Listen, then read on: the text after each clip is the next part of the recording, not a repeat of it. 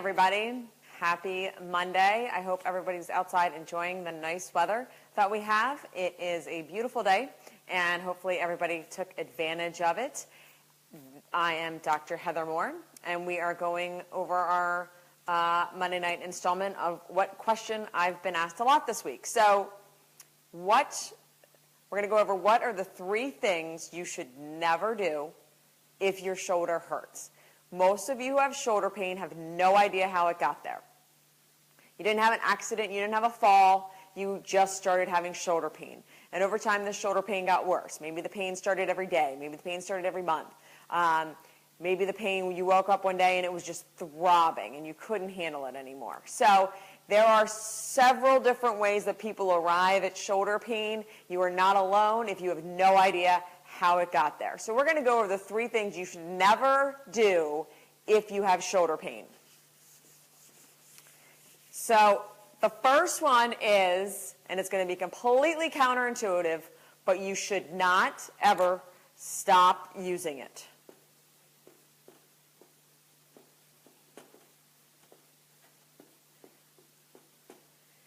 Do not. The first thing everybody wants to do when they have any kind of pain is rest it. That seems to be the one thing that people come in here all the time and say, I rested it, and I kept resting it. The problem is that unless you had a fall, resting isn't going to do any good. It might calm down the inflammation for a little bit. Some of you may have had the experience where you took 2 weeks off, you took 4 weeks off, you stopped using it for 4 weeks, went back, to using it, used it overhead, felt great. And then all of a sudden, you literally couldn't lift your arm over the head. Happens a lot with knees and running. You'll have a pain and you'll rest it and you won't run for 2 weeks, 4 weeks. You'll go out, you'll run 2-3 times, it'll feel great. You had the answer. All of a sudden, you get to the race, you literally cannot run. Same thing with your shoulder. You should never rest it if it feels painful. Why is this? You're going to create more problems for yourself if you wind up resting it. So what happens is when you have shoulder pain, and regardless of why it's there, and just because you have shoulder pain doesn't mean it's the same reason that your neighbor has shoulder pain. You have shoulder pain for a specific reason, but regardless of why you have shoulder pain, if there's pain, there's inflammation. So there's some sort of inflammation going on in your shoulder. So when you rest it, it's going to allow that inflammation to calm down, which is great. However, you're going to start to lose some of your range of motion. You're going to start to lose your strength. These are much more important than inflammation. So what you want to do is if you have shoulder pain and you have problems lifting overhead, you don't want to lift overhead with a 25-pound weight and just keep jamming it up there. That's not going to help anything. When I say don't stop using it, if you find that you have pain lifting overhead, you want to watch yourself in the mirror and you want to gently move your arm up and down overhead. You want to watch for any compensation patterns. This is where people get themselves in the most trouble. This is why people spend months in my office instead of weeks or days, is because they have learned that as they lift overhead, they're going to start to raise their shoulder, and that's going to help them lift overhead. Or they're going to kind of lift overhead and then shift forward and then raise and continue to raise overhead. Not okay. That's a compensation pattern. The worst thing is that if you don't do this in front of the mirror, you're going to have no idea you're doing this because your body just does it naturally. You tell your body, get my arm overhead, it's going to, whether it does this, whether it rotates, whether it does something. Now, if you do this in front of the mirror and you do it nice and slow, you're going to find a painful point.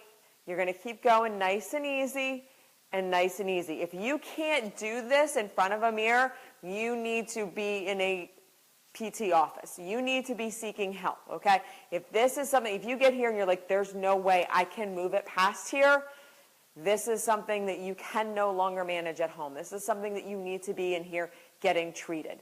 If this is something that you can do, even though it hurts, keep doing it. And you want to keep doing it controlled, and you want to keep doing it in front of the mirror, nice and easy. You obviously don't want to put a weight in this hand and start jamming it overhead if that hurts. But doing this motion, whatever motion hurts, making sure you're doing it correctly is imperative to your shoulder healing. Otherwise, it's going to heal incorrectly, and you're going to be in here for more than just the original shoulder injury. Second thing you don't want to do when your shoulder hurts is you do not want to have bad posture.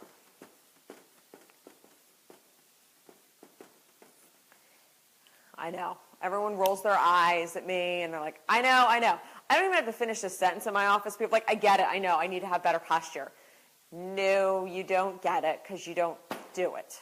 Okay? Now, what do I mean by better posture? I don't mean jamming your shoulders all the way back, because that's the first thing people do when I tell them you need to have better posture. They jam their shoulders back and they stand in attention. That's completely wrong in the opposite direction. When I say have good posture, you're going to roll your shoulders up, back, and drop them down. While you're watching this video, do me a favor, try and push your shoulders down towards the ground. I guarantee you most of you will feel some movement in your shoulders. That is poor posture.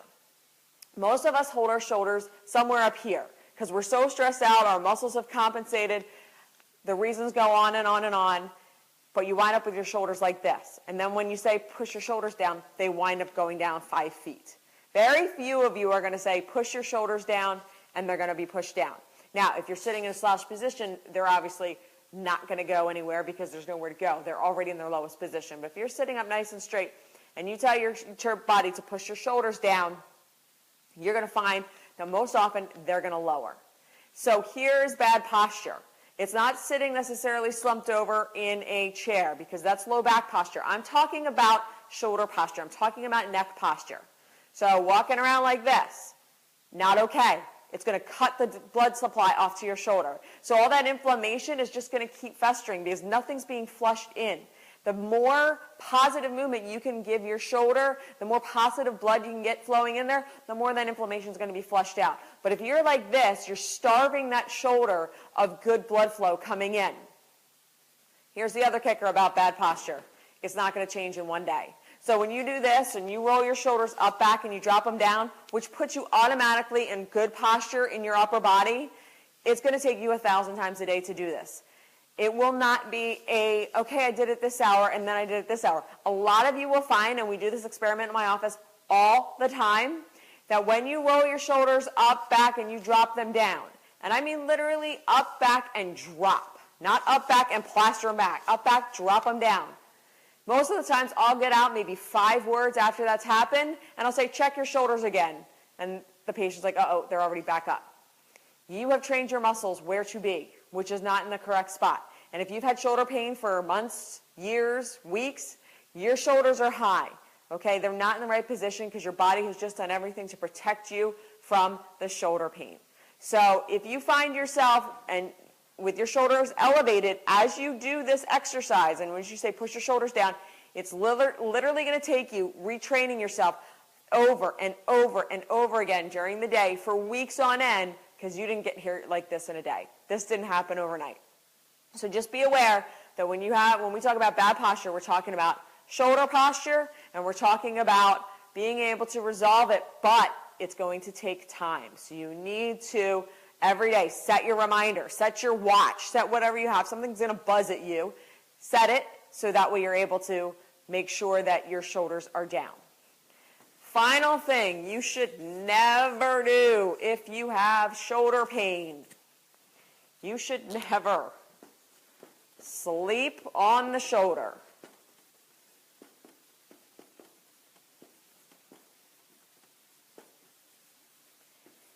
So if you have bad shoulder pain, or you have a shoulder that's just blossoming into pain or uncomfortable every once in a while, you don't want to be laying on that shoulder. Again, you're restricting the blood flow. You have 6, 8, 4, whatever sleep you get at night.